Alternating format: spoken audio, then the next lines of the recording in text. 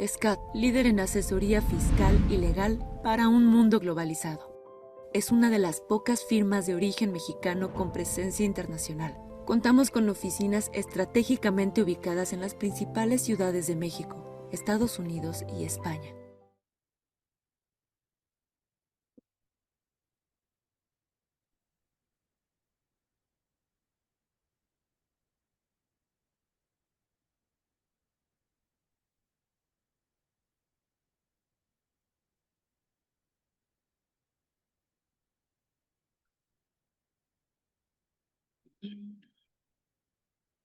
Muy buenos días, soy Viviana Belanzarán y a nombre de los socios y colaboradores de SCAT les doy la más cordial bienvenida a este webinar donde abordaremos el tema de controles volumétricos, como pueden ver ahí en su pantalla, ¿no? Este tema, como el nombre, ¿no? Lo indica, puede ser muy técnico y con muchas especificaciones propias del sector energético, ¿no? Y es por ello que hoy contamos con invitados de lujo para podernos acompañar en esta exposición. Permítanme, por favor, presentarlos. El día de hoy nos acompañan tanto José Buganza como Santiago Sala. José cuenta, les digo, con una semblanza realmente impresionante que tardaríamos todo el webinar, pero déjenme decirles que cuenta con una sólida trayectoria en el sector energético. De hecho, yo ya tengo años de conocerlo y él fue una persona clave, déjenme comentarles, en la redacción de la regulación del mercado eléctrico mayorista. Incluso él fue CFO del SENACE, ¿no? Y actualmente, con esa experiencia que tiene en el sector, en el mercado de energía, ¿no? Y la digitalización de todos los procesos, esto ha sido clave, ¿no? Para optimizar la gestión de controles volumétricos, ¿no? Y actualmente, Pepe es el CEO de Energens, ¿no? Y también nos acompaña Santiago Sala. Él también tiene una importante experiencia en el sector energético, pero ha estado también enfocado al tema de hidrocarburos, al mercado de gas natural. Ha participado como en colaborar con empresas importantes, tanto en el sector privado como en el sector público, y es experto en normatividad energética, ¿no? Y todo el cumplimiento regulatorio. Entonces, toda esa especialización que tiene, ¿no? Ha sido realmente importante para apoyar a las empresas en este cumplimiento de reporteo, ¿no? En materia de controles volumétricos, y por eso creemos que son los indicados y los expertos que seguramente muchos ya los deben de conocer de nuestros participantes en este webinar. Y va a ser muy rica esta presentación, ¿no? Adicionalmente, les quiero presentar como parte del equipo SCAT a Julia Castillo. Ella es socia del área de controversia y litigio fiscal, es nuestra líder del área legal y también ha analizado varios temas acerca de la materia y creo que vamos a tener unos comentarios, una plática muy importante, muy rica, ¿no? Y Osvaldo Guerrero, ¿no? Él es asociado de consultoría y cumplimiento fiscal y también cuenta con experiencia en atención a clientes del sector, ¿no? Ahora bien, la agenda que tenemos es una agenda muy amplia y como pueden ver ustedes, es importante analizar este tema desde sus inicios, ¿no? Los antecedentes que tenemos en materia de controles volumétricos, que no es algo nuevo, ya lleva años regulado en la ley, en el Código Fiscal de la Federación, para poder identificar plenamente el segundo tema, ¿no? Que son los sujetos obligados. ¿Cuáles son las obligaciones que tienen, ¿no? Estos sujetos. ¿Qué pasa si yo incumplo con todo, con esto, ¿no? ¿Qué consecuencias tienen los contribuyentes, las sanciones, las infracciones? Veremos también otras repercusiones que no solo van a nivel de sanciones, hay temas relacionados con los certificados de sellos digitales para poder facturar, pero ante todo ello también el equipo legal nos va a platicar un poquito acerca de los medios de defensa, qué acciones preventivas tenemos. Y para cerrar con broche de oro también, pues, qué recomendaciones les podemos dar y qué experiencia se tiene, ¿no? En el sector sobre lo que ha pasado con el tema de controles volumétricos. Y sin mayor preámbulo, y ya entrando, porque son varios temas que queremos platicar con ustedes, quisiera platicarles un poquito de los antecedentes del concepto, de estas cuestiones de controles volumétricos. Yo les diría que esto ya lleva años, ¿no? Dentro del Código Fiscal de la Federación, está dentro del artículo 28. Yo les diría que hasta junio del 2018, esto solamente estaba enfocado a todas aquellas empresas que enajenaban al público en general, perdónenme, hidrocarburos o petrolíferos, pero para consumo automotriz. Y por eso tenemos como que esa idea de que no, pues casi no le aplica a nadie, ¿no? Sin embargo, esto se fue evolucionando y se fue ampliando la definición a quién les aplica y fue a partir de junio del 2018 donde ya se incorporó a toda la cadena de producción y consumo. Yo les diría que evidentemente estas reformas, el objetivo es evitar estas actividades ilícitas para la comercialización y distribución de estos productos, ¿no? Estamos hablando de hidrocarburos y petrolíferos, que más adelante les voy a platicar qué es eso, ¿no? Porque a lo mejor muchos no están involucrados en la materia, ¿no? Y este sistema, estos temas de controles volumétricos, evidentemente establecieron poco a poco, ¿no? Se fue robusteciendo la legislación e incorporando obligaciones, ¿no? Por ejemplo, oye, deben de contar con ciertos certificados, deben de contar con ciertos dictámenes, ¿no? Entonces, todo ello ha ido evolucionando, inclusive el tema de los sujetos obligados, ¿no? Que eso yo creo que vamos a platicar un poquito más adelante y nos vamos a detener en este análisis, ¿no? Y yo les diría que también, además de esta regulación que viene dentro del Código Fiscal de la Federación, las reglas de carácter general han estado evolucionando a través de los años para ir especificando, obviamente, las obligaciones, obviamente los reportes, obviamente todos los temas de los certificados y dictámenes, pero también sobre los sujetos obligados, y esos son los temas que también para nosotros son relevantes abordar el día de hoy y sobre todo a la luz de los cambios que se hicieron en las reglas de carácter general, de manera particular el ejercicio del 2025, donde ha causado pues, cierta incertidumbre a los contribuyentes sobre ¿me aplica o no me aplica? Porque ya vimos que no está limitado el sector que comenté hace en un inicio de esta charla, ¿no? Entonces, si ya abordamos el tema de quiénes son los sujetos obligados en materia de controles volumétricos, como les comentaba, los controles volumétricos vienen regulados en el artículo 28 del Código Fiscal de la Federación. Y como ustedes saben, este artículo 28 lo que regula es la contabilidad para efectos fiscales y nos dice qué es la contabilidad, por lo cual debe estar conformado. Y la fracción 1, apartado B, se enfoca en el tema de los controles volumétricos. Y como pueden ver ahí la definición que incorporamos, es lo que dice el SAT en preguntas y respuestas. Oye, los controles volumétricos son estos.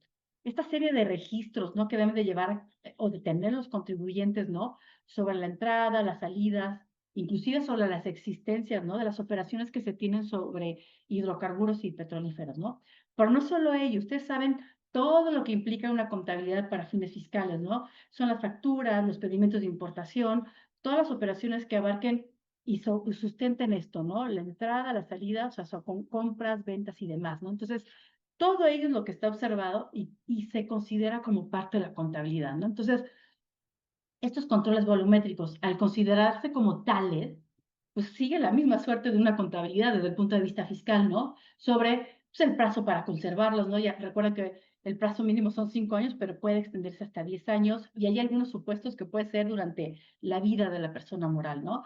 El lugar donde yo debo de mantener la contabilidad fiscal y más allá, el caso de que sea tipificado como parte de la contabilidad, pone también en alerta a los contribuyentes porque recuerden que cuando yo tengo una visita de la autoridad fiscal, ¿no? Como ejercicio de sus facultades de comprobación, si yo tengo elementos que forman parte de la contabilidad, en el momento en que me visitan, yo lo debo de tener en la mano y disponible de forma inmediata, ¿no? Ya hay otros supuestos donde a lo mejor yo puedo decir, oye, en 6 días te lo presento o ampliaciones de 6 días más, pero quiero nada más para que dimensionen las repercusiones y por qué es tan importante este tema, ¿no? Y yo les platicaba también el tema de la resolución, de las reglas de carácter general, y la resolución miscelánea, de manera particular, es la regla 2611, establece definiciones, ¿no? Y antes de entrar a detalle, oye, ¿qué son los controles volumétricos y quién está obligado? ¿Qué son hidrocarburos y qué son petrolíferos? Los hidrocarburos, cuando estemos ahorita durante la charla mencionando este concepto, entienden que vamos a estar hablando del petróleo, del gas natural y otros condensados, ¿no? Petrolíferos, como lo pueden ver, es pues gasolina, diésel, turbocina, gas LP, propano, ¿no? Y otras mezclas, ¿no? Entonces, esos son los conceptos que vamos a estar manejando. Y si se fijan, no solo aplica a los que venden estos productos, sino también va a aplicar a ciertos consumidores como vamos a especificar más adelante, ¿no? Yo les decía que el tema de sujetos obligados viene definido dentro del Código Fiscal de la Federación y este tema de los sujetos obligados es muy, muy preciso, ¿no? Y recuerden que las obligaciones que establecen el sujeto, el objeto, ¿no? Y la carga para los particulares, pues deben de ser de aplicación estricta. Y este artículo 28 del Código Fiscal de la Federación indica claramente que los sujetos son los que pueden ver en la parte de abajo de su lámina, ¿no? Te dice claramente los contribuyentes que fabriquen, produzcan, procesen, transporten, almacenen y aclaran, inclusive para consumo propio o para uso propio, realmente es lo que dice el código, y distribuyan o enajenen hidrocarburos o petrolíferos. Entonces, debemos de partir de esta definición y solamente si el Código Fiscal de la Federación me remite a la mejor a ciertas reglas de carácter general, puedo aplicarlas. Pero en el caso de la definición de quiénes son los contribuyentes, no nos remitimos a las reglas de carácter general, que recuerden, deben establecer solo beneficios para los contribuyentes u opciones, pero nunca una obligación adicional a lo que estableciera el Código Fiscal de la Federación, en este caso en particular, ¿no? Entonces, para el tema de los sujetos, las reglas de carácter general establecen lo siguiente.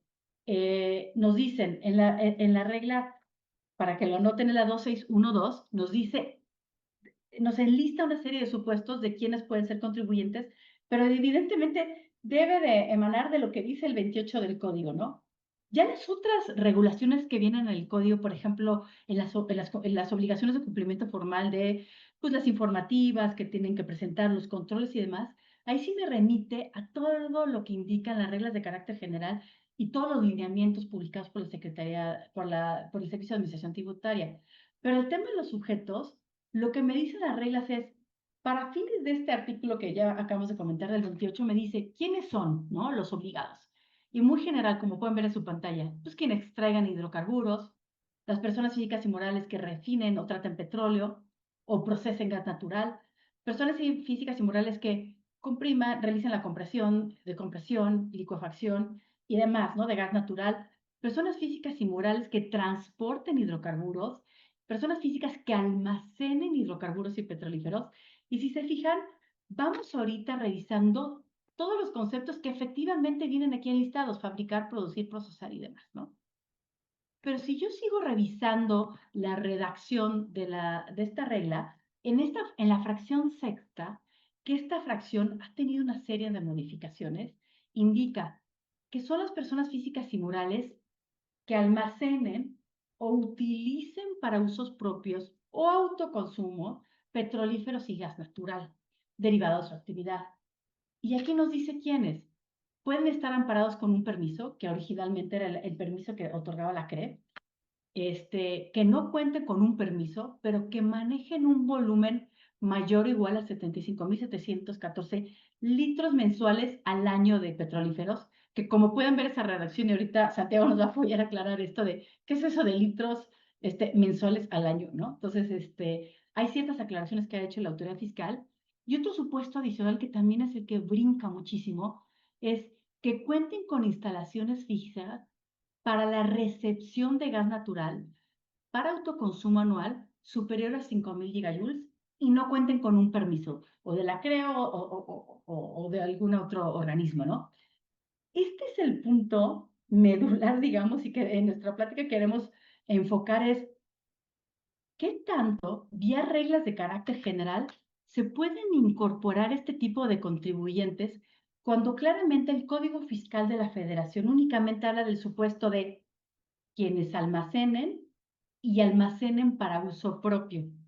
Y de manera particular, y a lo largo de ciertas modificaciones que se hicieron en el 2003 en las reglas de carácter general, empezaron a incorporar este concepto de contar con instalaciones fijas, pero siempre indicaban de contar con instalaciones fijas para almacenamiento, que eso es algo prácticamente complicado, ¿no? Que ya también nos podrá ahorita abundar un poquito más Santiago, pero también esta regla se fue modificando para limitarla y tratar de ser un poco más precisos, indicando que solamente instalaciones físicas, pero para la recepción de gas natural.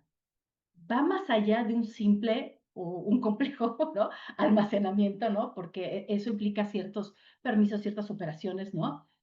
Y aquí estas reglas de carácter general amplían este concepto, ¿no? De quién es el sujeto obligado.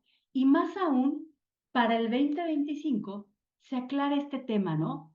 Que únicamente aplica para usuarios finales de bajo consumo, ¿no? Aquellos que tienen, perdóneme, de alto consumo. Se excluyen a aquellos que son de bajo consumo, que son los que tienen consumos menores de 5,000 gigajoules, ¿no? De gas natural, ¿no? Y evidentemente esta regla también me dice, oye, no aplica a usuarios residenciales de gas natural ni de gas licuado, ¿no? Y otros usuarios y otras personas obligadas, pues, para saltar y acabar esta idea es, pues, quienes distribuyan gas natural y petrolíferos y quienes los enajenen. Pero volviendo a este punto, ¿no? De este concepto y de lo que les he explicado hasta ahorita, no sé si Julia o Santiago quieran comentar el tema de, ¿está yendo más allá estas reglas de carácter general? ¿Qué ha pasado actualmente? Porque esto, sobre todo empezó 2003, en 2004 la autoridad fiscal trató de regular de quién es un consumidor bajo, ¿no? De gas natural. Y parece ser que ha habido mucho tema dentro de tribunales y demás, ¿no? No sé, Julia, si tú quieres aportar aquí un poco sobre este tema. Sí, muchas gracias, Viviana. Pues efectivamente, de lo que llevamos hasta aquí, como ustedes verán, esta parte es de la mayor relevancia porque estamos tratando de repasar y recordar para ustedes quiénes son los sujetos obligados, pero los sujetos verdaderamente obligados conforme al Código Fiscal, que es la ley que podría establecer esta obligación formal, y los sujetos obligados porque la resolución miscelánea lo extiende a supuestos que realmente la ley no previó. Y esa es la razón por la que esa es la primera reflexión que queremos hacer con ustedes. Como esta obligación cada vez está tomando más y más relevancia y como vamos a ver más adelante, la autoridad puede realizar visitas domiciliarias, puede hacer clausuras, inclusive algunos supuestos que no son pocos de esta obligación pueden constituir incluso delitos en el ámbito fiscal. Esa es la razón por la que el determinar quiénes son los sujetos y por ende el cúmulo de obligaciones que pueden tener nos parece de la mayor relevancia, pero que a la vez también ustedes sepan que desde el punto de vista de medios de defensa hay una discusión importante en ese sentido porque, como decíamos ahorita, pues particularmente quienes tengan una instalación para el autoconsumo de gas natural pueden estar lejos de lo que la ley, el Código Fiscal previó como supuesto de obligación. Entonces, aquí solamente para ilustrar a la manera de corolario, lo que Viviana ya explicó, lo ponemos aquí de manera muy gráfica. O sea, la obligación que realmente nace de la ley es lo que ustedes ven en el inciso A, las personas que almacenan para usos propios. Pero vemos cómo a lo largo de varios años la resolución miscelánea dio un paso más para abarcar también a las personas que cuenten con instalaciones fijas para autoconsumo. Y en el medio se ha discutido muchísimo porque no es lo mismo el uso propio que el autoconsumo. Hay una clara distinción y en ese sentido la miscelánea da este paso enorme al decir, bueno, pues también voy a considerar que están obligados las personas que cuenten con una instalación fija para autoconsumo. Pero a partir de este año, la autoridad a través de la resolución miscelánea da un salto adicional porque ahora ya también se avienta a poner de manera más expresa variando el supuesto del inciso A, que es almacenar para uso propio, y ahora lo lleva a decir, bueno, quienes almacenen o utilicen para uso propio o para autoconsumo. Y ahí es donde abarca a muchas más personas de las que realmente la ley lo haría. Desde 2018 el supuesto de los sujetos obligados no se ha variado y justamente es por eso, porque en medios de defensa la autoridad ha tenido una gran discusión entre los particulares, los tribunales, y por esa razón todo lo han ido modificando a través de la miscelánea desde entonces. Pero a partir de este año que la autoridad da este paso adicional, pues nos parece que existen elementos de defensa para decir quien esté en el supuesto de utilizar para autoconsumo está lejos de la obligación que previó el código. Y en términos de defensa, pues lo que estaría muy claro es que si estamos hablando de que una persona para obligarse tendría que estar previsto en una ley como lo es el Código Fiscal y la resolución miscelánea solo detalla o regula la operación o incluso puede establecer facilidades, como ya nos decía Viviana, el que a través de la miscelánea se amplíe el supuesto no es otra cosa más que exceder lo previsto en la ley y eso es un aspecto de inconstitucionalidad que los contribuyentes deben de tener presente. Entonces, hasta aquí me detengo porque hay muchos temas que queremos platicar con ustedes, pero en este punto de arranque es lo primero que queríamos destacar, los sujetos obligados y cómo ha ido evolucionando la norma y que ustedes tengan esa claridad y distinción. Adelante, Santiago, me parece que quieres comentar algo. Sí, muchas gracias. Sí, en esta parte de los usuarios sin permisos que están obligados a presentar los controles volumétricos, en general hemos tenido un par de especificaciones que nos parece que es lo más relevante, especialmente con la parte de instalaciones fijas, ¿no? Nos preguntan mucho, oye, ¿qué tiene que ver o cómo identifica una instalación fija? Hay muchos vehículos de transporte y al igual que muchas plantas, que pueden tener gas natural vehicular. Entonces, estos vehículos que utilizan gas natural o que utilizan petrolíferos, estos no los vamos a contar en el término del volumen que ustedes van a tener que estar considerando para ver si les corresponden los controles volumétricos o no. Em, Adicionalmente, como estaba escrito o como está escrito, lo que nos dice es que todo esto se hace por razón social o por contribuyente.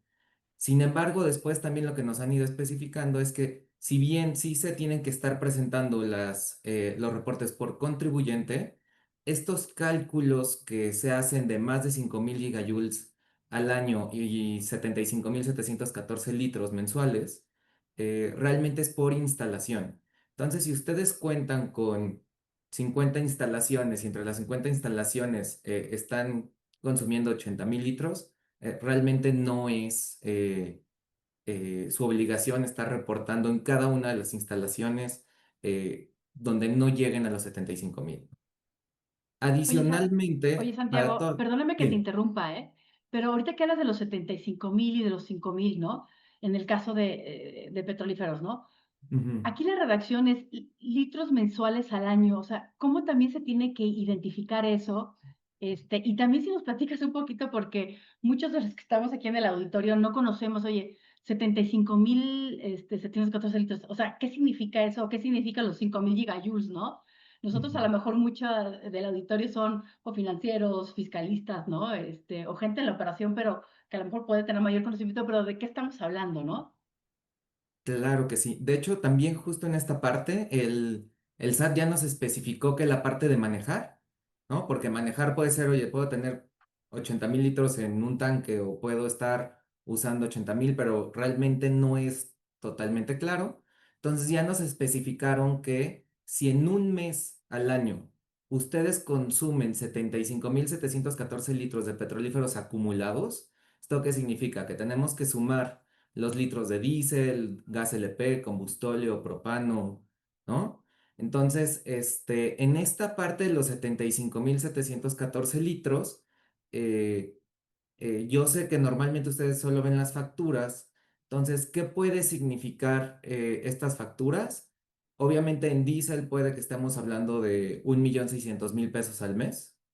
En gas LP y en combustóleo podemos estar más cerca a los 600-700 mil pesos en un mes, ¿no?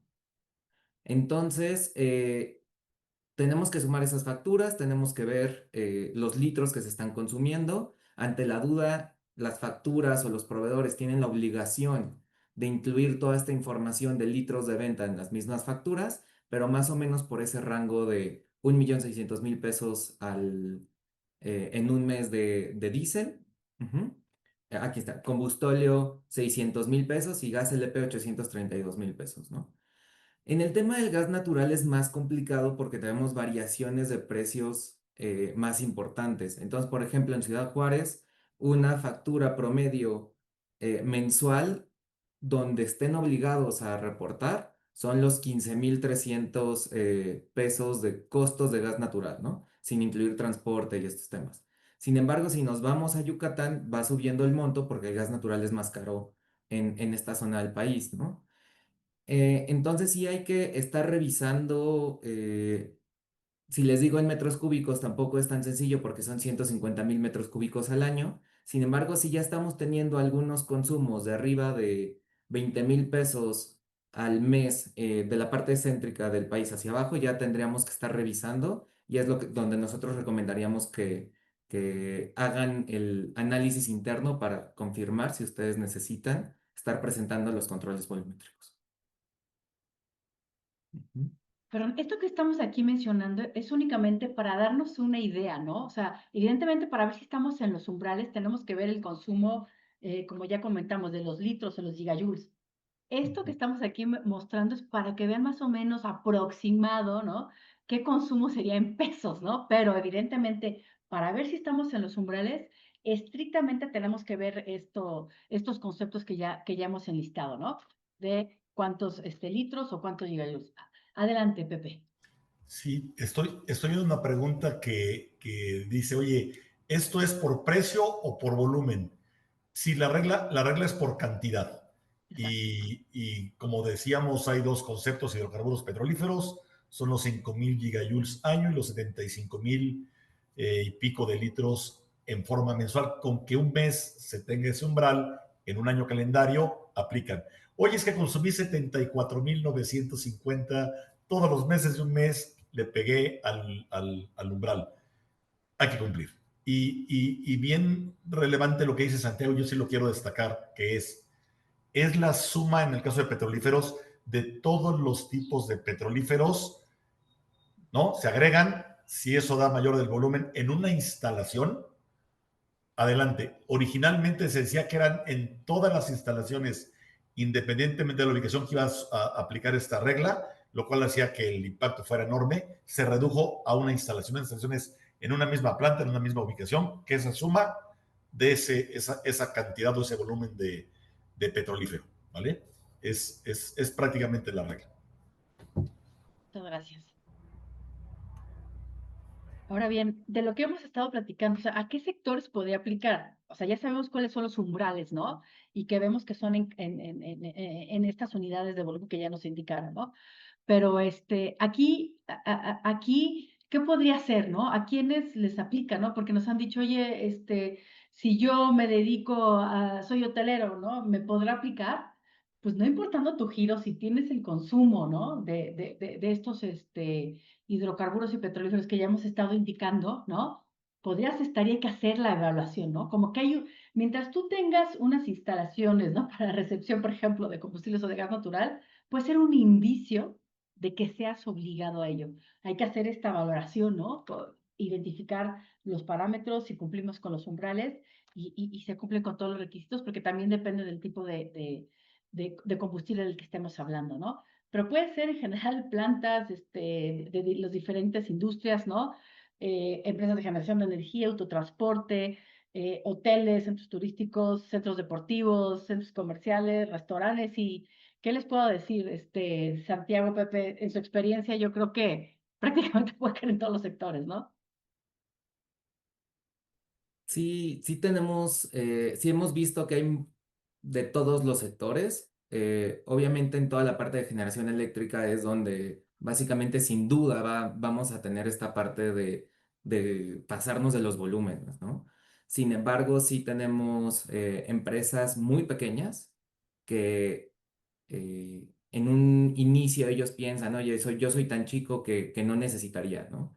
Sin embargo, tenemos todos estos sectores que tienes aquí y sí es muy importante estar revisando porque cuando tienes muchas facturas en un mes, hay muchas veces que pierdes de vista tus consumos o tus gastos. Entonces hay que tener mucho cuidado y todas estas empresas en realidad es que pueden pasarse, como decía Pepe, por muy poco, un mes al año y ya con eso ya van a tener toda la obligación. ¿Y cómo detecta esto la autoridad fiscal, no?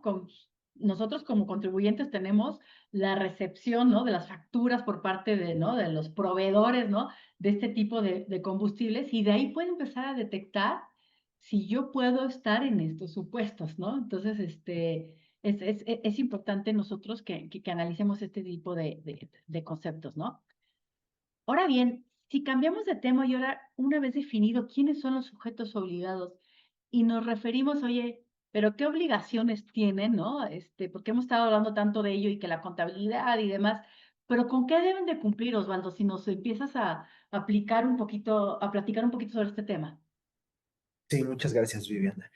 Bueno, ya como comenta Viviana, una vez definidos quiénes son los sujetos de cumplir con estas obligaciones, eh, vamos a ver cuáles son cada una de ellas, ¿no? La primera obligación es la instalación de equipos y programas informáticos que sean capaces de generar, de recopilar toda esta información de los hidrocarburos y petrolíficos. ¿Cuál es la información que recopilan? Es el volumen de las operaciones. Esto aplica tanto a la recepción, la entrega y el almacenamiento o las existencias que existen en tales, en todos estos, pues, ya sea estaciones o cualquier medio a través del cual se almacenan estos hidrocarburos o petrolíferos. También tienen que registrar cuál es el tipo de cada uno de ellos. Y digo, para esto se requiere también un dictamen que más adelante vamos a comentar. La información de todos los FDIs o pedimentos que estén asociados tanto a la adquisición como a la enajenación de hidrocarburos o petrolíferos, también todos aquellos servicios que estén asociados con la adquisición de dichos elementos y la información de certificados y dictámenes. Toda esta información tiene que estar almacenada en estos equipos y bueno, como parte de esa funcionalidad, deben de generar una serie de reportes con una periodicidad diaria y mensual en los que se contenga toda esta información. Adicionalmente, cuando se adquiera o se instalen estos equipos o programas, se tiene que dar un aviso al SAT dentro de los 15 días siguientes para indicar, ¿no? esta nueva adquisición o instalación. Y de igual forma, cualquier anomalía, falla que tenga tanto el equipo como el programa, se tiene que corregir y atender en un plazo no mayor a 72 horas y la bitácora de este error, la atención, la solución, tiene que incluirse en los reportes que van a generar los equipos y programas. Hablando de los reportes mensuales, bueno, estos ya veíamos toda la información que van a contener. Digo, lo veíamos en 5 puntos muy específicos, pero ya el anexo 30 de la resolución miscelánea fiscal establece una serie de elementos que van a contener estos reportes y esa información de esos 5 puntos que veíamos preliminarmente. Estos reportes se van a enviar de manera mensual al SAT dentro de los 3 días naturales del segundo mes posterior al que corresponda el reporte. Digo, este es un archivo, hay opción para hacerlo en dos formatos, uno que es en una extensión JSON y otro que es en una extensión XML. Cualquiera de los dos se puede generar y este es el archivo o el reporte que se va a enviar mensualmente al Servicio de Administración Tributaria a través del portal de Internet y debe cumplir con las especificaciones que se señalan en el anexo 30.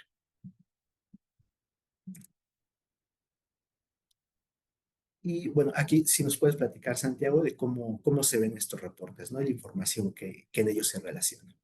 Claro, muchísimas gracias, Osvaldo.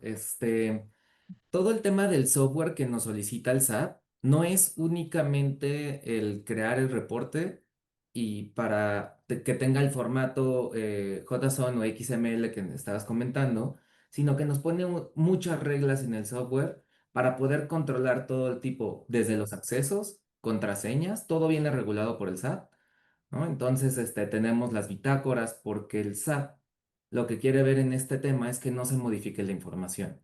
Entonces, el software de forma muy específica tiene que tener eh, todo súper controlado, ¿no? Entonces, tenemos desde la definición de qué tipos de usuarios puedes tener en el sistema, la creación de los controles volumétricos mensuales, los diarios, de los temas que vamos a seguir viendo ahora. Entonces, todo esto está súper controlado por el SAT.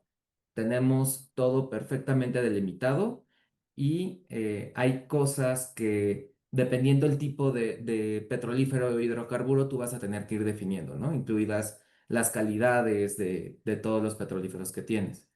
Entonces, dependiendo de la situación de cada una de las plantas, el software debe de poderse adaptar a cómo se tienen que ir creando todos estos controles volumétricos, ¿no? Entonces, si tú puedes tener una planta donde tengas 5 medidores o puedes tener una planta con un medidor que ni siquiera es tuyo. Entonces, todo esto tienes que estar revisando cómo poderlo incluir en el software y también siempre ver que reportes lo que te piensa, pero tampoco reportar de más, ¿no? Entonces, aquí es una imagen un poco sencilla de los controles volumétricos que tienen que ir revisando, sobre todo en las plantas que pudieran ser de ustedes, ¿no? De acuerdo, Santiago, muchas gracias. Bueno, continuando con otra obligación, como comentábamos, los equipos tienen que generar una serie de reportes de manera diaria. Si bien estos reportes no se van a enviar al SAT, solamente se van a enviar los reportes mensuales, sí es necesario que estos reportes diarios queden almacenados en los programas o en general en los controles volumétricos, ya que como lo comentaba Vivian en un inicio, estos forman parte de la contabilidad y en dado caso de cualquier revisión o requerimiento por parte de la autoridad, tienen que ser entregados y al formar parte de la contabilidad, pues tiene que ser de forma inmediata, ¿no? Podrá haber ahí algunos casos en los que hay algún tipo de prórroga, pero sí deben de quedar almacenados estos reportes que se generan diariamente. Otra obligación son los certificados de funcionamiento de los equipos y de los programas para controles volumétricos. Esto también está regulado en un anexo de la resolución miscelánea fiscal, que es el 31, y la característica es que tienen que ser emitidos por un personal acreditado. Si bien aquí la acreditación es con base en otras leyes federales que no son de carácter fiscal, por ello el SAT no publica algún tipo de listado de personal que está autorizado por el SAT, pero sí se tiene que corroborar y estar perfectamente seguros que la persona que puede realizar esta certificación es un personal acreditado ante otras autoridades en materia energética y de hidrocarburos. Eh, este certificado, bueno, lo que realiza es dar como, hacer una revisión y pruebas de todos los sistemas y programas de controles volumétricos y decir que funcionan correctamente y que están operando de manera correcta. Este certificado se envía de manera anual a más tardar el 31 de diciembre y esto es en términos de la ficha de trámite 283 del anexo 1 de la resolución miscelánea. Me parece que Santiago iba a comentar algo, ¿no? Adelante, Santiago. Adelante.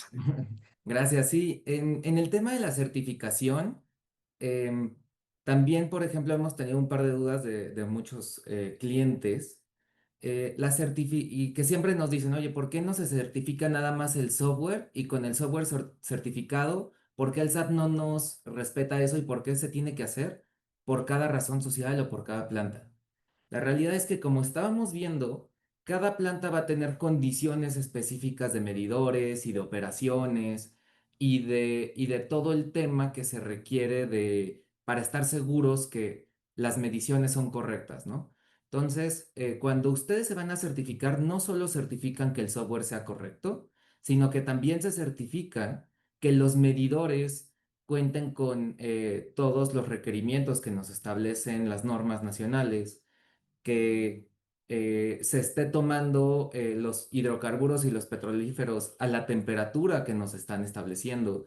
Entonces toda esta parte de la certificación no es solo del software, sino que también va a revisar que todo lo que se tiene en las plantas que envía información al software es correcto y de esta forma el SAT se va a poder asegurar que los volúmenes que se están reportando son correctos. Gracias. De acuerdo, Santiago. Bueno, la siguiente obligación es también contar con una serie de dictámenes. Estos dictámenes son acerca ya del hidrocarburo petrolífero de qué se trate.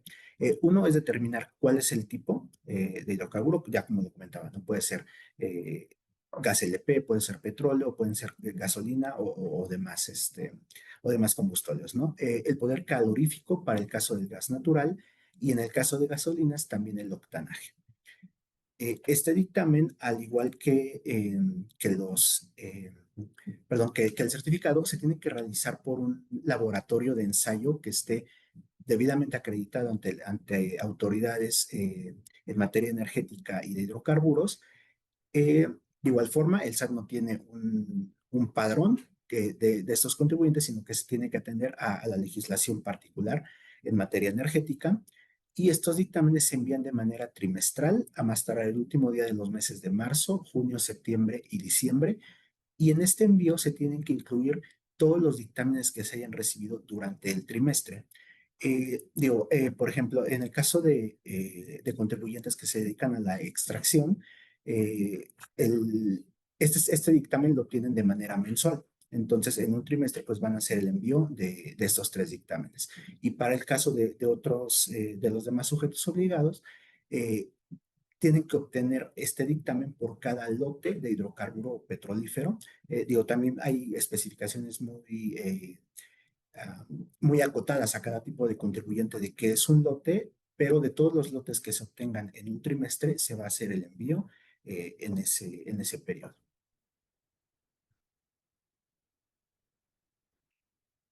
Y finalmente, también hay una obligación de proporcionar información a terceros. Eh, no todos los contribuyentes están obligados a obtener estos dictámenes, sino que está muy acotado solamente a ciertos sujetos obligados. Por lo tanto, solamente los sujetos que estén en esos supuestos son los que tienen que contar con estos dictámenes, pero van a proporcionar toda la información a la demás cadena de comercialización y de consumo para que esta información se pueda incluir en los sistemas de controles volumétricos, ¿no? Digo, aquí haciendo esa aclaración, que si bien yo no en todos los casos voy a estar obligado a contar con un dictamen del hidrocarburo, sí estoy obligado a incluir la información en mis controles volumétricos. Por lo tanto, si bien es obligación del contribuyente que los produce, vamos a decirlo, yo como consumidor tengo que solicitar esa información para incluirla dentro de mi sistema y todos mis controles.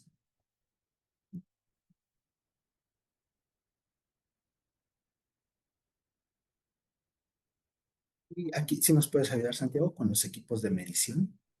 Sí, muchas gracias. En toda esta parte de la medición, los anexos 30 y 31 nos establecen, dependiendo el tipo de actividad, dónde tienen que estar instalados todos los medidores.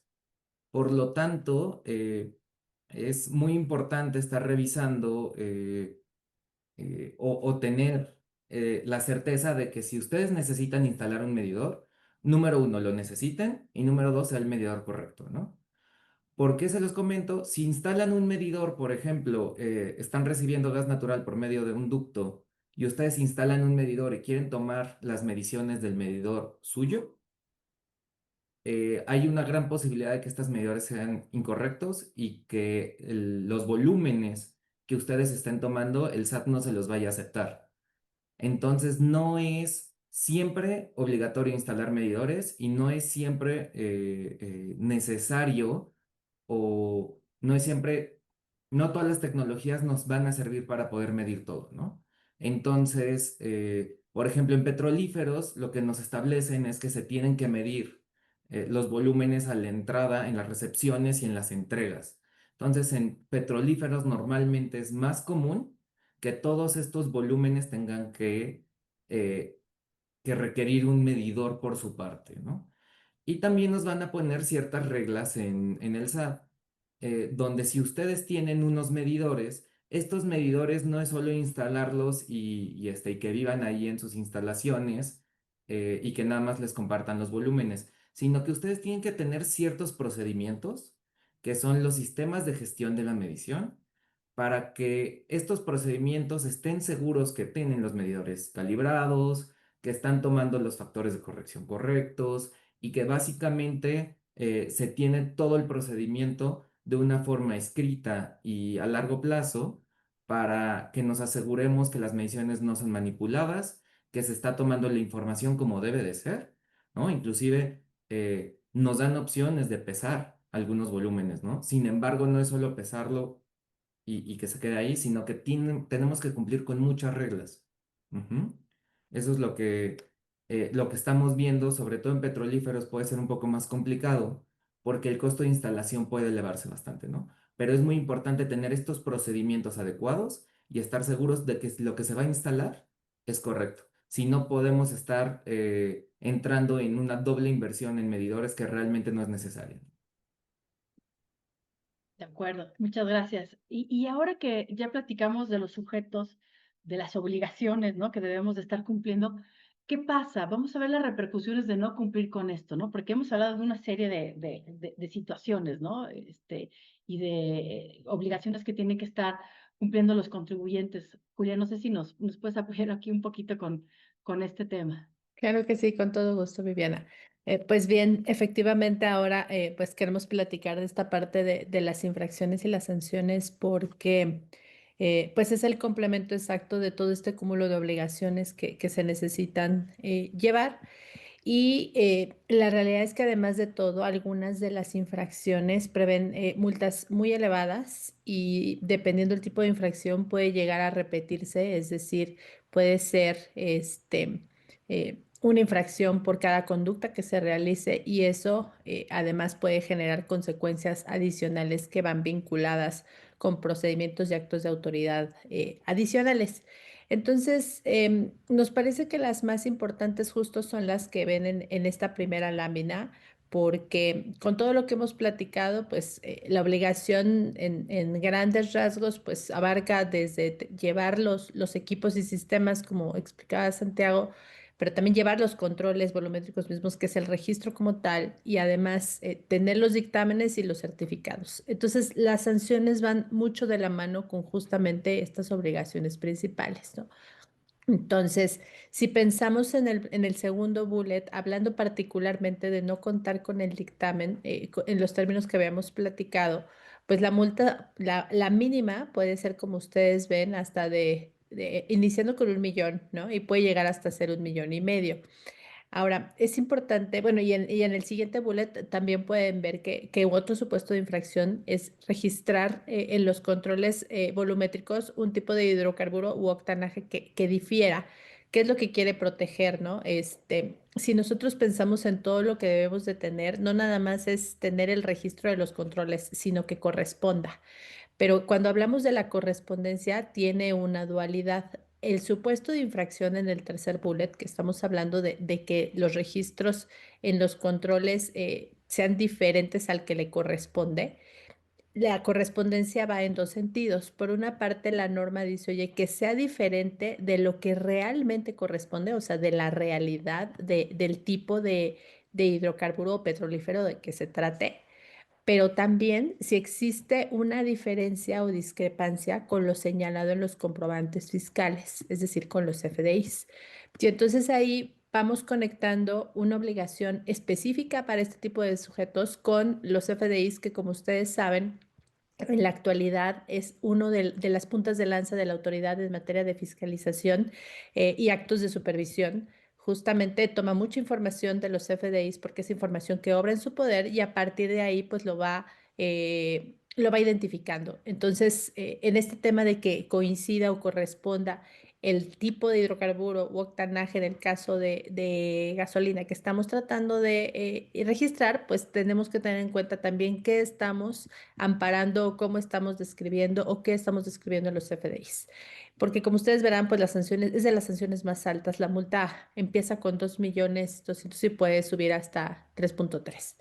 Y eso, digamos que por cada vez que la autoridad identificara que tenemos un registro incorrecto, porque si nosotros pensamos que es una obligación de tracto sucesivo, es decir, que se va cumpliendo en el tiempo, en el tiempo, en el tiempo, pues imagínense ustedes qué va a pasar si en un ejercicio estamos registrando todos los meses de manera incorrecta o más de un ejercicio lo estamos haciendo de esa manera porque no hemos volteado a ver el CFDI. Lo mismo podría suceder en el cuarto bullet con no contar con los equipos o no mantenerlos en operación en todo momento, porque a lo largo del tiempo la autoridad igual fue perfeccionando estos supuestos de infracción y ya no nada más el hecho de cerciorarnos de que tenemos los equipos y sistemas informáticos que nos obligan, que como decía Santiago, no solamente es el medidor, es todo lo que pueda conllevar, sino que también debemos de cerciorarnos que esté en operación en todo momento. Eso se incorpora a las obligaciones del código y esta obligación de llevar los controles volumétricos no es solamente llevar los registros, sino que además actualmente los sujetos están obligados a cerciorarse de que los equipos están en operación en todo momento. Si eso lo combinamos con lo que platicábamos de los sujetos, que la miscelánea dice que son obligados, pero es discutible que sean obligados porque estamos hablando de sujetos que tengan autoconsumo en instalaciones fijas de gas natural, pues a ellos les podría llegar a alcanzar incluso este supuesto, ¿no? Y con independencia de que en una defensa podría discutirse que esas personas verdaderamente no eran sujetos, lo cierto es que a través de la miscelánea alcanza a todas estas personas o empresas. Y en ese sentido, todos ellos van a tener que cumplir con la obligación de cerciorarte que tengan los equipos en funcionamiento. Y como verán, pues la multa también es muy cuantiosa. Em, por razón de tiempo, pues me voy a ir un poquito más rápido. Quería explicar estos tres porque son los más altos, pero ya el resto de las infracciones guardan digamos, una filosofía semejante, ¿no? Si no tengo los controles, si no tengo los registros, o teniendo los controles no los llevo completos, o están alterados, o están inutilizados, si no envío los reportes, si no los envío en la periodicidad, si están incompletos, si no estoy generando los reportes, todo eso puede tener una infracción. Y como decía yo ahorita, es una obligación de tracto sucesivo, se va cumpliendo de momento a momento, entonces no se va a quedar en la infracción de 39,000 pesos, sino cada vez que no envíe un reporte que es mensual, imagínense ustedes la cifra que se pueda acumular. Ahora bien, vamos a platicar de manera muy breve el tema de los delitos porque todavía tenemos algunos temas adicionales que queremos platicar con ustedes y el tiempo, como ustedes saben, en nuestros webinars siempre nos apremia. Entonces, lo que queremos platicar con ustedes es que además de todo en estas obligaciones tenemos, además de las multas, que en el caso de que haya reincidencia nos llevan a clausuras, y eso pues es una sanción adicional que debemos de considerar. Tenemos además supuestos que son considerados delitos y pues lo que se ha dicho es que estas conductas se consideran tan graves porque justamente se busca combatir, por una parte, el robo y estos actos ilegales, pero además combatir la elusión o la evasión fiscal y por esa razón se ha elevado a este tipo de delitos.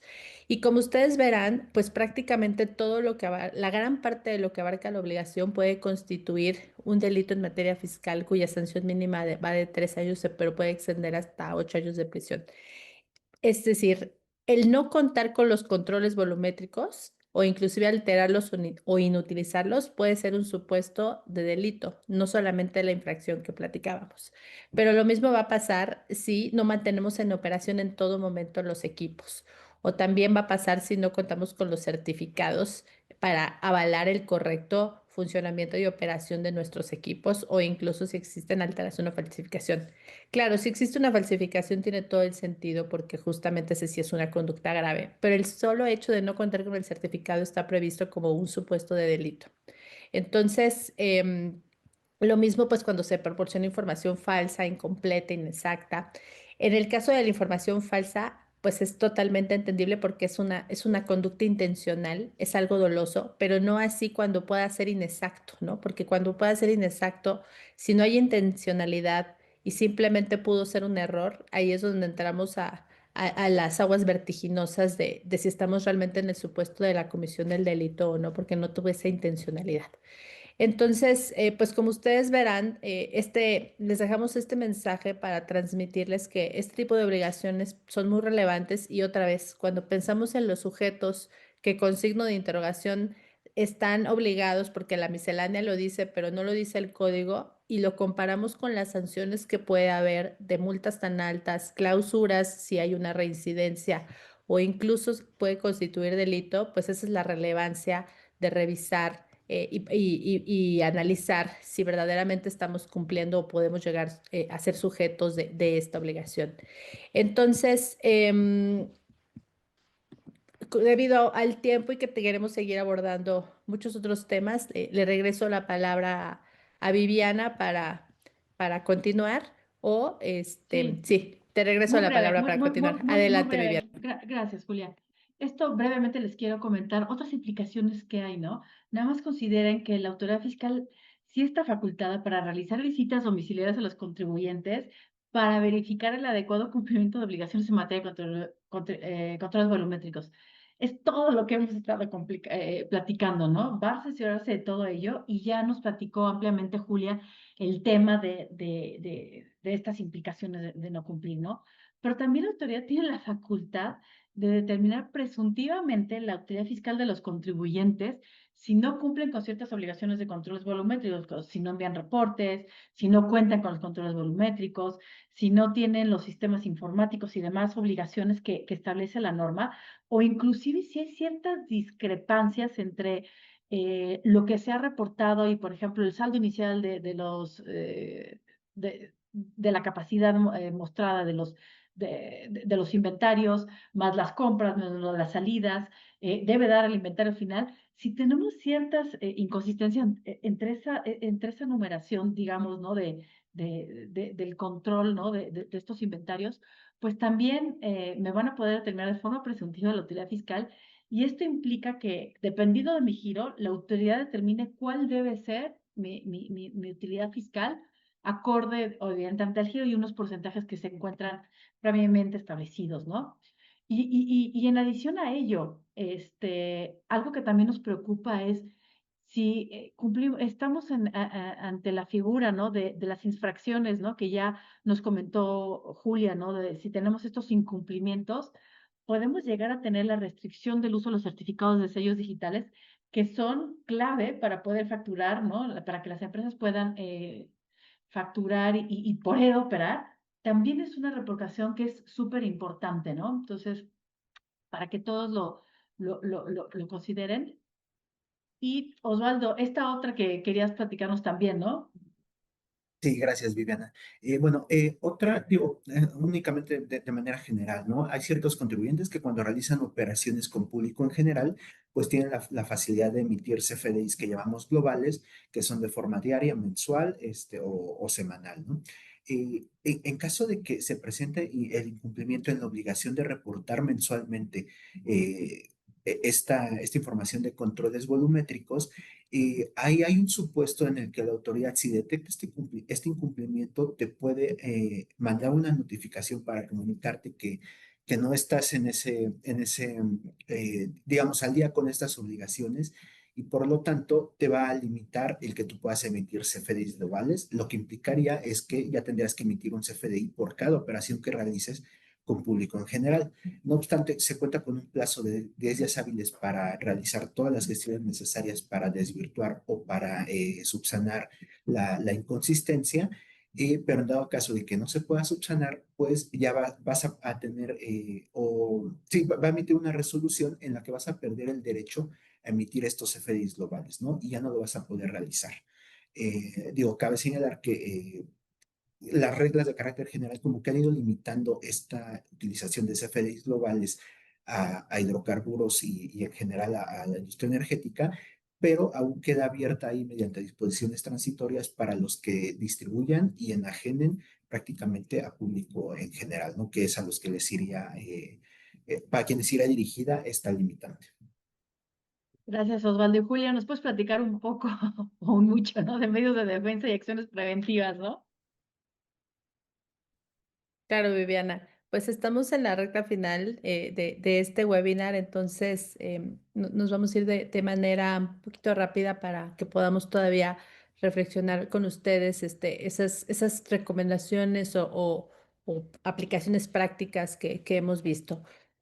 Hablando de los medios de defensa, pues lo primero que yo les diría es, pues la autoridad siempre tiene, digamos, dientes o garras, ¿no? Siempre nos va a fiscalizar estas obligaciones que tenemos y ahí es donde en esos impactos que puede tener, es donde cobra relevancia la importancia o el cuidado que a su vez nosotros debemos de llevar.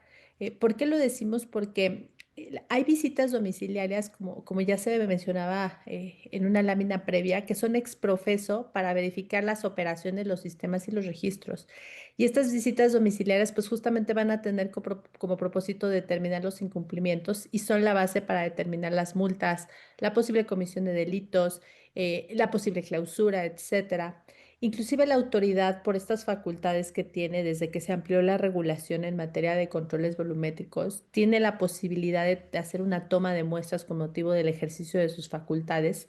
Y eso también pues puede significar en el caso de las operaciones, los sistemas y los registros, pues justo eso, ¿no? La posibilidad de identificar si nosotros estamos registrando todo lo que debemos. Inclusive en estas visitas domiciliarias tiene la posibilidad de verificar la fecha y hora en la que se están registrando las operaciones durante todo el tiempo que dure la verificación, que justamente es lo que pretenden llevar los controles volumétricos, que son el registro mismo de las operaciones. Entonces, pues justamente por esa razón, la importancia de que cuando tengamos o la autoridad inicie una visita domiciliaria, desde el arranque tenemos que ver cómo estamos teniendo nuestro reporteo, nuestro registro, qué dicen los dictámenes, porque esa es exactamente la información que va a tomar la autoridad para empezar a verificar. E inclusive la autoridad tiene la posibilidad de hacer determinaciones presuntivas como parte de las facultades que tiene la autoridad. Y particularmente pues va a tener relevancia porque puede determinar ingresos, valor de actos o actividades exactamente para lo mismo. Y en ese sentido, nuevamente, toda la información que nosotros estamos obligados a llevar es lo primero que va a determinar, o van a ser los elementos que va a utilizar la autoridad para determinar esas discrepancias, ¿no? En comparación con lo que se supone que yo tendría que tener registrado y mis volúmenes de venta, ahí es donde va a empezar. Y nosotros vamos a tener la posibilidad de defendernos a través de un dictamen pericial, pero ese dictamen pericial va a descansar otra vez en el registro de nuestros controles volumétricos, comparándolo además con los registros contables. Entonces, va a ser muy importante que nosotros tengamos en mente esa combinación. No solamente el registro, control volumétrico que tengo que llevar, sino además cómo estoy llevando mi contabilidad, porque todo tiene que ser armónico, todo tiene que empatar. Y en el tema de la cancelación de sellos, recuerden que hay un procedimiento para aclaración. Estos procedimientos de cancelación de sellos inician con un oficio de restricción temporal y en ese sentido, pues es aplicable totalmente en este caso porque ya decíamos que prácticamente cualquier cosa de la obligación es infracción.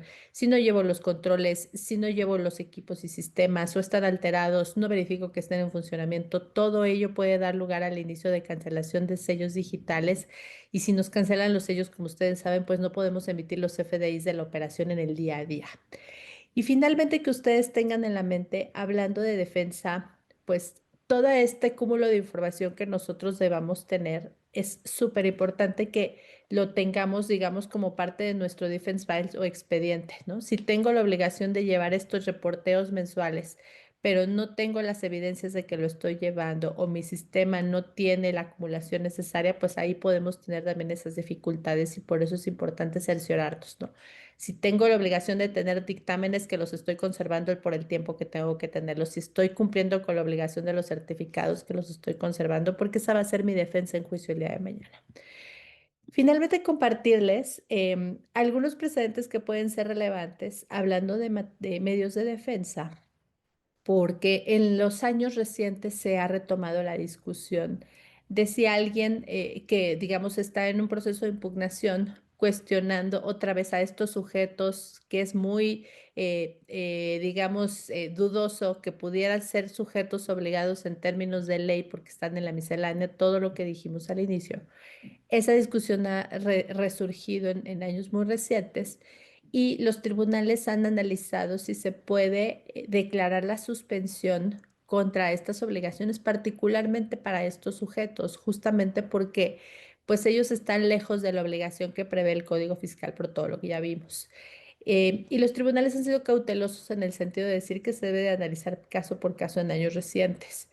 Cuando la Suprema Corte lo analizó, que es el segundo vuelo que ustedes ven ahí con letras mayúsculas, cuando analizó la obligación que arrancó 2004, hace muchísimos años, se había declarado como regla general que no procedía la suspensión de esta obligación porque pues al estar prevista como un delito, pues estaría, digamos, avalándose, permitiéndose que se realizaran estas conductas ilícitas.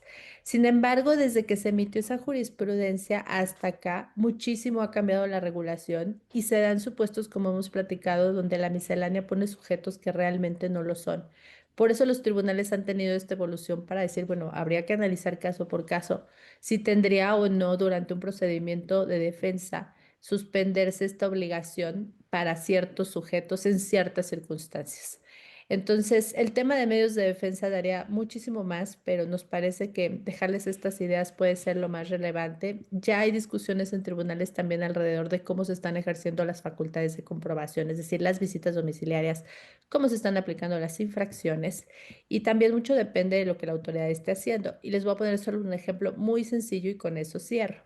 Imagínense ustedes que una de las infracciones es no contar con los equipos o programas informáticos para llevar los controles. Pero como bien nos explicaba Santiago, pues eso conforma muchas cosas. No solamente es el medidor, sino todo o no solamente el software, sino todo lo que conlleva el registro. Entonces, dependiendo de lo que la autoridad nos diga que nos está faltando, se actualizaría o no la infracción. Ese es tan solo un ejemplo de las muchas discusiones que puede haber en medios de defensa. Entonces, con estas ideas cierro porque todavía tenemos un apartado más para concluir este webinar. Les doy la palabra entonces de regreso a Viviana. Muchas gracias, Julia. Y en este último segmento me gustaría pues, platicarles o comentarles y con la ayuda de Pepe y de Santiago, ¿no? Pues, ¿qué reflexiones tenemos al respecto? ¿Qué experiencia se tiene también?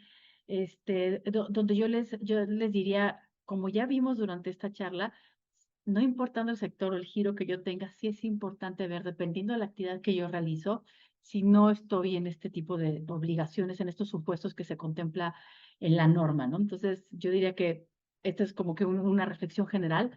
Si nos apoyan, Santiago y José, contribuyendo con esto para nuestro auditorio, ¿no? Pepe, adelante. Con mucho gusto, Viviana. Y déjame bajo la mano.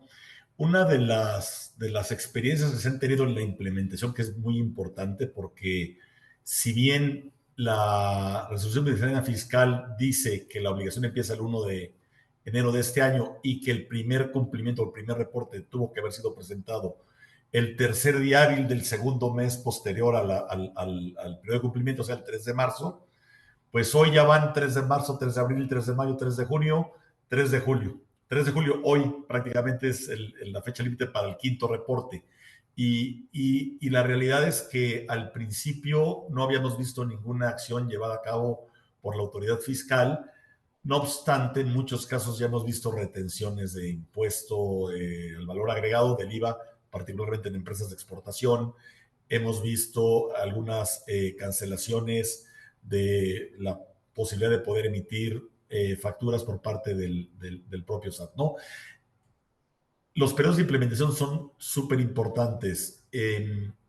No es inmediato implementar. Miren, la verdad es que hemos tenido la fortuna de implementar muchos centros de consumo, muchas plantas. Estamos hablando entre 350 plantas y el rango es muy abierto. Tenemos un caso, platicábamos ayer con el equipo de SCAD, uno solo, muy diligente, que lo logramos hacer en una semana. Y eso es porque la empresa fue muy diligente y porque tenía todo prácticamente el expediente armado y fue relativamente sencillo hacerlo, pero en general los procesos están llevando 30, 40 días.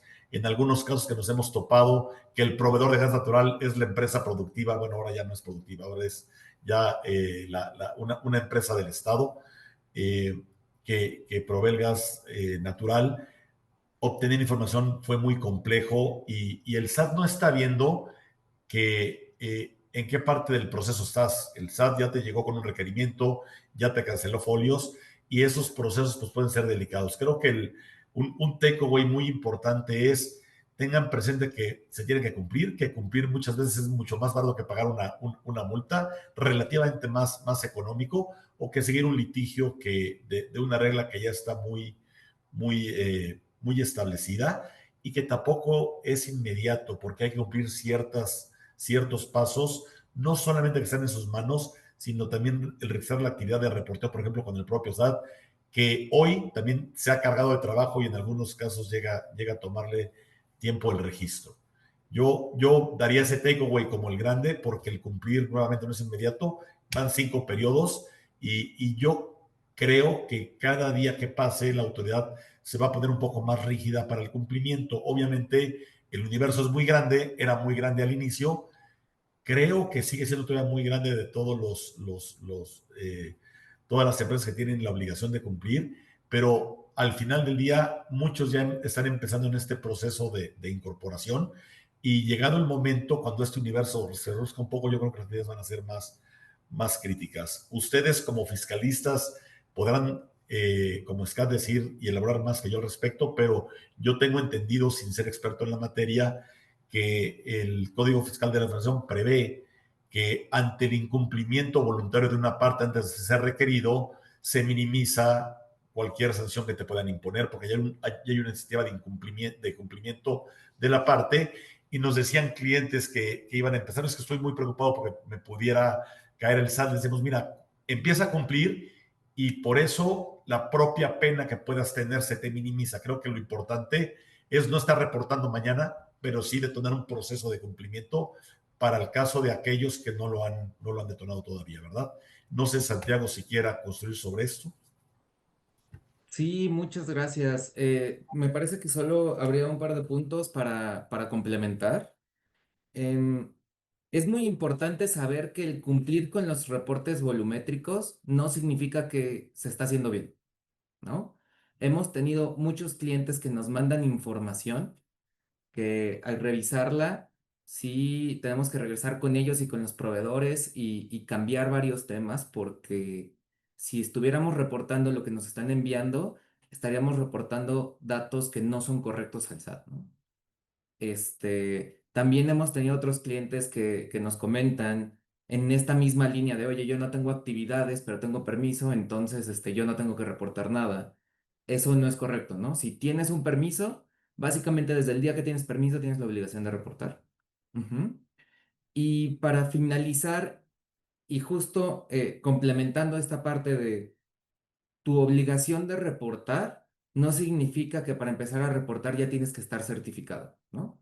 Entonces puedes empezar a enviar los controles volumétricos y en el transcurso del año hacer las instalaciones y hacer las adecuaciones necesarias para poderte certificar. Entonces, el enviar los controles volumétricos no depende de estar certificado y pues la recomendación sería empiecen a reportar, entre antes lo hagan, como comenta Pepe, pues más rápido van a poder estar en cumplimiento. Los medidores, si los requieren, no se instalan de inmediato. Llevan unos 3, 4 meses algunos medidores y también la diligencia de las empresas puede variar, ¿no? En cada parte. Entonces, hay empresas como que podemos ser muy rápidos o se puede ser muy rápido la implementación y hay otras empresas que puedes estar 6 meses trabajando sin entrar en el cumplimiento. Y solamente precisar en el tema de las infracciones, como explicaban Pepe y Santiago, es verdad que existe la figura de cumplimiento espontáneo. Eso significa que si me pongo al corriente antes de que el SAT me emita cualquier tipo de requerimiento, en automático la multa ya no va a aplicar, pero eso no pasaría con los delitos. Entonces, tengamos esa claridad, pero pues definitivamente siempre va a ayudar o va a fomentar o va a ser mejor el cumplimiento, inclusive si estuvimos retrasados, es el cumplimiento espontáneo. Muchas gracias, Julia, y muchas gracias a todos por este tiempo de exposición. Ahora, ¿les parece si pasamos a preguntas y respuestas? Nos quedan unos 15 minutos, pero yo creo que podemos abordar las más importantes. Y también yo les diría que si no logramos dar respuesta en el tiempo que nos queda, los contactaremos para poderles dar atención a las mismas, ¿no? Entonces, sí, ahora sí que si mis expositores me ayudan a ir viendo las preguntas y respuestas para ir dándole atención a ellas y nuestro auditorio pueda tener mayor información. Y yo tal vez le cedería la palabra a Pepe y Santiago con una que me pareció muy, digamos, como de las importantes de aclarar, ¿no? Nos preguntan, por ejemplo, que tratándose de hoteles o complejos hoteleros donde no se cuenta con permiso, pero sí se utiliza gas natural en lavandería y en habitaciones, forman o no parte de los sujetos obligados. Eh, sí, Pepe, no sé si... La contestación, si quieres, esta. Sí son sujetos obligados si este consumo, que es gas natural, el caso de la pregunta, entra dentro del volumen anual que crea la obligación, que es de 5,000 gigajoules año. Ahí lo que hay que revisar es el consumo y si fuera el caso que sobrepasan ese límite, hay que hacer los reportes. De acuerdo. Eh, mm, Alguien preguntaba, o sea, ¿qué es lo que se tiene que evaluar, ¿no? El volumen de consumo o el importe pagado. Nosotros hicimos referencia a eso, pero como una mera referencia, pero creo que vale la pena regresar a esa aclaración. No sé quién quisiera contestarla. Sí, con mucho gusto. Para todo este tema de controles volumétricos se debe de considerar el volumen, ¿no? Toda la parte de precio es como referencia de un poco más cuándo te tienes que iniciar a revisar tus facturas para ver si cumples con el volumen, pero es 100% por el volumen y en el caso de que tengan un permiso ya sea de producción, de transporte o de importación, no importa el volumen que tengas, tienes que reportar. De acuerdo, Santiago, muchas gracias. Otra pregunta que tenemos por acá, preguntan si existe un listado de laboratorios autorizados con los que se puede obtener la certificación. No sé si José o Santiago nos quisieran platicar.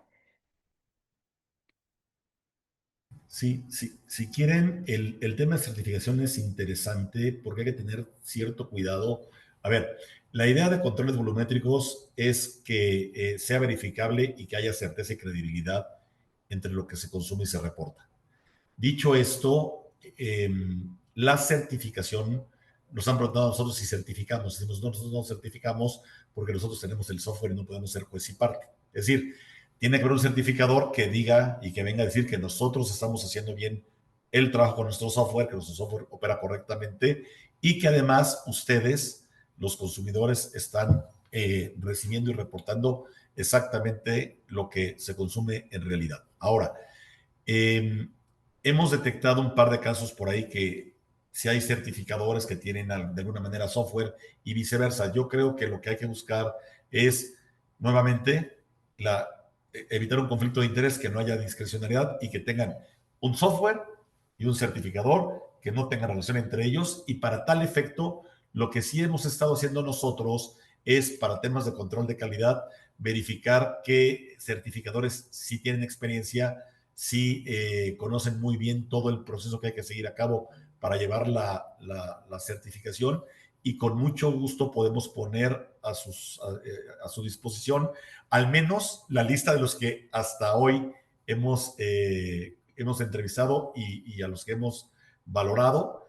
Y creo que es la forma de poder tener también un screening, ¿no?, de los posibles certificadores, y con esa lista, pues ya que ustedes busquen con quién se acomodan mejor para poder hacer la certificación. Y nuevamente, la idea es que sean completamente independientes y que tengan un reconocimiento también por la actividad que desempeñan.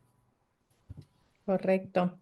Muchas gracias, Pepe. Otra pregunta que también vale la pena, bueno, todas vale la pena, pero estamos Todas. tratando de contestarlas todas. Entonces, tengo aquí otra pregunta que dice, ¿cuál es el tiempo estimado de instalación de los equipos de medición? En este caso varía mucho, ¿no? ¿Por qué? Porque cada planta es distinta. Entonces puede haber unos equipos de medición que se tarden 6 meses en llegar en caso de que sea un medidor de gas natural muy grande, o puede ser que alguna empresa de instalación de medidores la tenga en vitrina y se tarden 2 semanas, ¿no? Entonces no hay una fecha o no hay un tiempo fijo, sino que es caso a caso y entre más grande y más complicado sea el medidor, más tiempo se suele tardar. De acuerdo. Nos preguntan también si la obligación es retroactiva. Aquí voy a tomar la palabra. Pues lo que les diríamos es, em, las obligaciones no son retroactivas en perjuicio de persona alguna, ese es como el principio general y eso significa que no puede aplicar a ejercicios previos a los que ya existía. Pero si de lo que estamos hablando es, si yo soy un contribuyente que estaba obligado desde 2018 y a la fecha no lo he hecho, por ejemplo, pues eso significa que sí, ¿no? Tengo que regresarme a los años previos a cumplir la obligación. Por temas de prescripción, de facultades de comprobación y ese tipo de derechos adicionales que giran alrededor del cumplimiento, pues habría que valorar el caso para identificar hasta dónde me tengo que regresar y qué tengo que cumplir y a qué ejercicios darle prioridad. Pero en términos generales, lo que sí es, digamos, el marco de referencia guía, 5 años, esos son importantes y si no lo he hecho, tengo que regresarme o si siento que no lo estoy haciendo bien por lo que explicaba Santiago, no es lo mismo cumplir que cumplir correctamente, pues también los últimos 5 años serían el foco o el scope principal en el cumplimiento de esta obligación. Oye, Julia, si me permites, hay Adelante, una pregunta Viviana. interesante, ¿no? Que también se han aclarado y yo creo que Santiago nos puede indicar, ¿no? Dice, si tengo varios establecimientos, ¿reportaría únicamente los establecimientos que rebasan el umbral mensual? Eh, en esta parte sí, solo los establecimientos que rebasan el umbral, pero hay que tener en cuenta que no se reportaría nada más mensual, sino que empieza a reportar en esos establecimientos ya a largo plazo, ¿no? Entonces, sí es por establecimiento. De hecho, en los controles volumétricos tienes que poner direcciones e identificar instalaciones. Entonces, es cuando una instalación tuya supera este volumen, hay que empezar a reportar. No solo los meses que consumas más, sino ya en adelante, ¿no? Ujú. Tenemos otra pregunta. Dice o preguntan si una pyme transportista con un consumo de diésel de 20,000 litros cada 3 meses estaría o no obligada a reportar. Em, Aquí, si no compran más de los 75,714 litros en un mes, no estarían obligados. Entonces, ¿esto qué significa? Si ustedes por querer aprovechar precios bajos en un mes compran 80,000 litros, van a tener que reportar. Si van comprando mes a mes únicamente los litros que ustedes requieren, no va a ser necesario reportar, ¿no? Ujú. De Sí, sí, acuerdo. también el tema de los Adelante. importadores, ¿no, Julia? Creo que es Sí, tú, importante, ¿no? si gustas, Hay adelante, unas Viviana. preguntas que están relacionadas con los importadores, ¿no? Santiago Pepe que dice, oye, ¿un importador puede ser sujeto de esta obligación, es decir, de realizar el control de volumétrico de este tipo de combustibles? Y luego nos dice, en caso de que el importador sí sea sujeto a la obligación, pero no realizado operaciones de importación, ¿también debe tener estos controles? ¿Hay avisos en ceros? Sí, aquí sí hay avisos en ceros. Entonces también, por ejemplo, si ustedes, y se liga un poco a la pregunta antes, ¿no? Compro yo mi diésel para todo el año en enero y compré 100,000 litros. Entonces es el primer mes reporto el diésel que compré y el resto de los meses voy a reportar en ceros. Pero entonces estoy obligado. En el tema de los permisos, sí están obligados todos los que tengan permisos de importación de petrolíferos e hidrocarburos. Y si no lo están utilizando, de igual forma se tiene que reportar en ceros. Correcto. Yo quería exactamente lo que dijo Santiago, quería ser muy preciso, porque la regla que, digamos, nadie ubicaba es la del consumidor final. Y el consumidor final que tenga una instalación física es aquel que prácticamente no tiene un permiso y es el que no estaba informado y que todo esto es nuevo y no tenía una obligatoriedad muy clara porque no tenía un permiso. Pero todo permisionario tiene la obligación de reportar aunque no ocupe el permiso. Y hay que tener cuidado porque hemos encontrado casos diversos y les voy a poner ejemplos por si hay alguien en el auditorio que esté en este caso. Hemos encontrado empresas que tenían un permiso, pero otra razón social era la que ocupaba el permiso, que era el consumidor, por decirlo de esta manera. Dicen, oye, pues entonces reporto este, no, reportas el permiso y este. Y además hay que hacer una regularización, ¿no? Hay algunos otros que tenían un permiso, en caso de muchos transportistas, y además venden el producto, vendían diésel o vendían gasolina, sin permiso en muchos casos, porque era un tanque de almacenamiento para sus usos propios.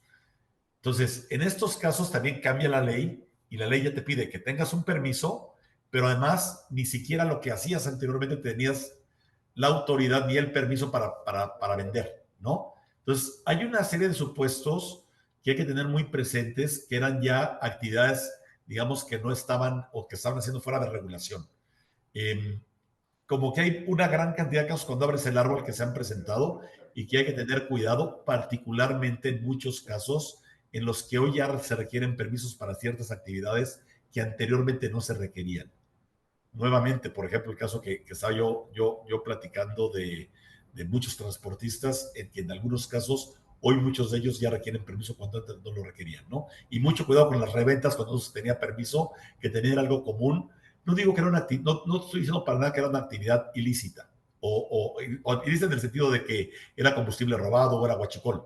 Simple y sencillamente estaban vendiendo un combustible cuando no tenían permiso por resolver un problema interno tal vez, ¿no? Pero era una actividad que se hacía que no se podía llevar a cabo. Entonces hay que tener mucho cuidado en todo eso y tener claro hoy que, nuevamente, hay actividades que ya requieren permiso que antes no requerían. Todos los que tengan permiso tienen que reportar independientemente de que consuman o no consuman. Y en el caso de los que no tienen permiso, pues se aplican los criterios de los umbrales que comentamos en caso de hidrocarburos. Y en el caso de líquidos petrolíferos, pues también la cantidad de litros mensuales mínima, ¿no? Que se establece para que se haga el reporte. Veo otra pregunta donde nos pregunta si el SAT ha comenzado auditorías de este tipo. La respuesta es sí.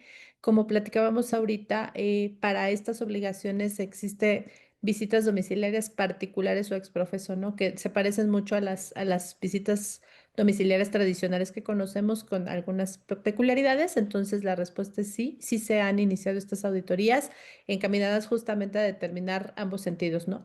Para los que realizan enajenaciones para poder determinar si existen omisiones en pago de contribuciones y en el tema del cumplimiento de la obligación formal, pues encaminada a determinar las posibles multas que se estén incurriendo porque la operación de los controles y equipos no está al pie de la letra o bien los registros y los controles volumétricos que se están reportando no corresponden plenamente. Eh, um, Tal vez para una última pregunta, ¿no? Y sí. ya para cerrar, por temas de tiempo, ¿algún otro que te identifique? Coincido, pues es difícil la elección, voy a elegir Sí. esta, pero nosotros usualmente tenemos la práctica de contestarlas todas por correo para los que no tuvimos oportunidad de hacerlo y pues siéntanse con esa libertad también de contactarnos a través de SCAT, en nuestras redes sociales o a través de nuestra página. Entonces, la pregunta que nos hacen es si existe algún padrón de proveedores certificados que manejan estos servicios, ¿no? Ya sea para la implementación, para la venta de los equipos, etcétera.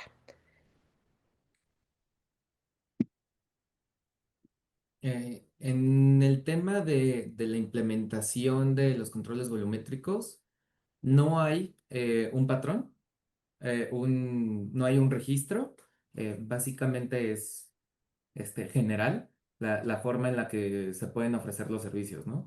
En medidores tampoco se establece específicamente tienes que usar el medidor de tal marca o con o con estas empresas, sino lo que te ponen son como las características mínimas de los mismos, ¿no? Entonces, no, ahí tampoco habría un tema de esto, sino es nada más asegurarse que la calidad de los medidores que se están comprando, pues corresponda con lo que te piden los anexos de el 30 y 31, ¿no? Y para el tema de certificadores, lo que comentaba Pepe es, eh, les podemos mandar una lista de algunos con los que hemos tratado que creemos que son buenos porque te dan feedback, ¿no? A fin de cuentas, un buen certificador no solo te ayuda a ti como empresa a ver que todo esté bien, sino que le ayuda a todos para tener todo el tema de software y de desarrollo de una forma correcta, ¿no?